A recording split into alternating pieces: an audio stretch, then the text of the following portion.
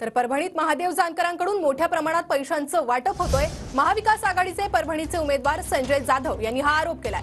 जातीच्या वापरानंतर आता पैशांचा वापर केला जातोय असं संजय जाधव यांनी म्हटलंय। जानकरांची गाडी अडवण्यात माझा आणि कार्यकर्त्यांचा संबंध नाही असं देखील कालच्या घटनेवर संजय जाधवांकडून स्पष्ट करण्यात आलंय। आघाडीचे उमेदवार संजय जाधव आपल्या सोबत आहे। तुम्ही तर आर्थिक निवडणूक लढताय, एकीकडे भिकारी आहे म्हणता। देवेंद्र फडणवीस आमचे दोन फकीर आहेत म्हणले, मोदी आणि जानकर। पण ये फकीर के पास में इतनी दौलत आई कहाँ से, मुझे भी पूछना है। पैसे वाटत आहे तुमचा आरोप आहे त्यांच्यावर। उजागर पैसे वाटत आहे। पोलीस प्रशासन त्यांना पाठीशी घालते, शासन पोलिसांना पाठीशी घालते आणि पोलीस यांना पाठीशी घालते।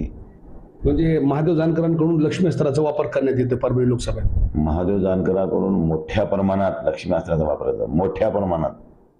हे जबाबदारीने बोलतोय। तुम्हाला जर खोटं वाटत तर माझी नार्को टेस्ट करायची, महादेव जानकरांची नार्को टेस्ट करा म्हणा शासनाला। हे वाटते का नाही तुम्हाला कळून चुकल। अरे ह्या निवडणुका लोकसभेच्या वैचारिक पातळीवर असतात। एक तर तुम्ही अगोदर या जातीवर आणल्या आणि आता आर्थिक निकषावर आणल्या, तुम्ही हद्दपार झालात।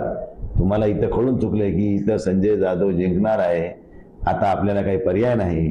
मग तुम्ही जातीचा वापर केला, पैशाचा वापर करताय, एवढं करून सुद्धा तुम्ही जिंकणार नाही। हे काळ्या दगडावरची रेघ आहे। Camera person Sayyed Khijar sir, Nazir Khan, TV9 Marathi, Parbhani.